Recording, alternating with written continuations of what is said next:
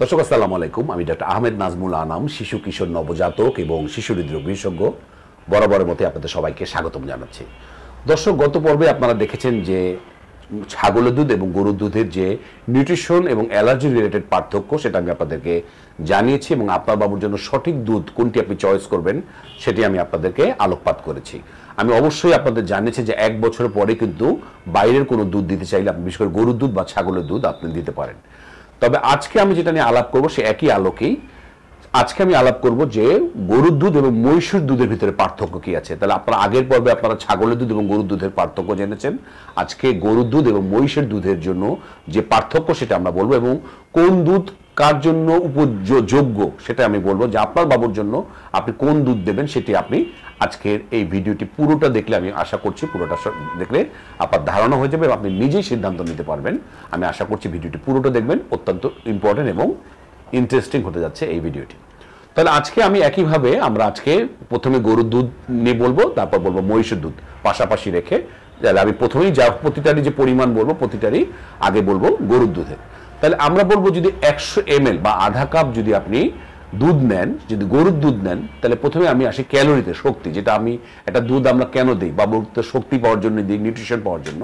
তাহলে আধা কাপ বা 100 ml গরুর দুধে ক্যালোরি আছে 66 কিলো ক্যালোরি, মহিষের দুধে আছে 97 কিলো ক্যালোরি। তাহলে বুঝতেই পারছেন বেশ বড় রকম একটা পার্থক্য আছে। কিন্তু মহিষের দুধ খেলে আপনার বাবু বেশি শক্তি বা পুষ্টি পাবে আধা কাপ যদি দুধ আপনি খাওয়াতে পারেন।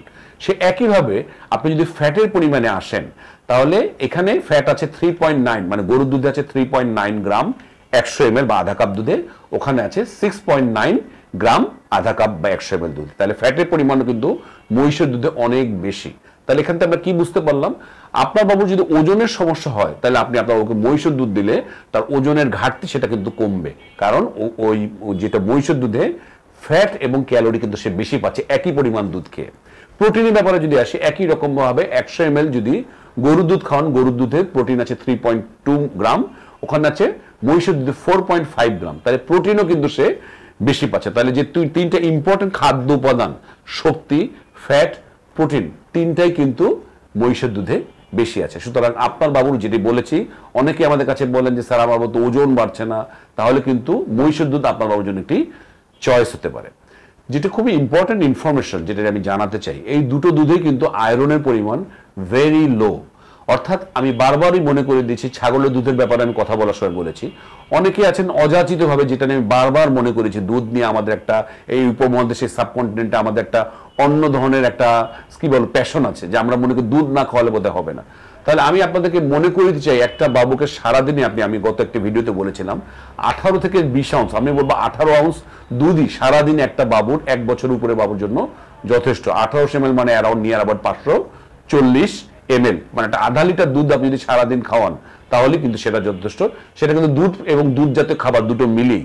অনেকে আছে সকালে দুধ, দুপুরে দুধ, রাতে দুধ খাওয়ায়। তাহলে এই রকম ভাবে যদি আপনি মহিষের দুধ বা গরুর দুধ যদি অযাচিতভাবে লম্বা সময় খাইয়ে যান, বাবুর কিন্তু আয়রন ডেফিসিয়েন্সি হতে পারে, কারণ দুটো দুধেই ভেরি লো আয়রনের পরিমাণ আছে। তো দর্শক, আমি সবসময় আপনাদেরকে বিভিন্ন ইম্পর্টেন্ট ব্যাপার আমি হাইলাইট করেছি। আপনারা জানেন যে রক্ত স্বল্পতা বা আয়রন ডেফিসিয়েন্সি অ্যানিমিয়া কিন্তু আমাদের দেশের জন্য একটা বিরাট অভিশাপ, আমাদের দেশে 5 বছরের নিচের বাবুদের জন্য। তো সুতরাং আপনি যেই দুধই আপনি খাওয়াবেন, আপনি চেষ্টা করবেন যে আপনি আপনার চোখ কান খোলা রাখতে, অযাচিতভাবে লম্বা সময় আপনি খাওয়াবেন না। আর আমি যেটা বলেছি, আয়রন বাড়ানোর জন্য এই সমস্ত দুধের পাশাপাশি আপনি আয়রন জাতীয় খাবার, আমি সবসময় বলেছি কচু শাক, লাল শাক, কাঁচা কলা, কলিজা, দুধ, ডিম, বেদানা, কলা, আপেল, এই ধরনের খাবারগুলো আপনি যদি দেন এই দুধের পাশাপাশি, তাহলে আয়রনের যে ঘাটতি সেটি পূরণ হবে। তাহলে আমি বলবো যে যাদের, যদি আমরা শেষ কথায় আসি, তাহলে আজকের ভিডিওর যে মূল উপসংহার, যাদের বাবুর ওজনের সমস্যা আছে তারা মহিষের দুধ দিতে পারেন। যাদের বাবুর অলরেডি ওজন বেশি আছে, আমি বলবো তা মহিষের দুধ খেলে তাহলে আরো ওজন বেড়ে যাওয়ার ঝুঁকি আছে। মহিষের দুধে প্রোটিন এবং ফ্যাটের পরিমাণ বেশি আছে, তাহলে সেটাও কিন্তু আপনার বাবুর জন্য অত ইম্পর্টেন্ট ইনফরমেশন। তো এখন আপনি সিদ্ধান্ত নেবেন আপনার বাবুর জন্য কোনটি বেস্ট হয়। অন্যর কথা শুনে, এরোর কথা শুনে ওই দুধ দেওয়ার দরকার নাই।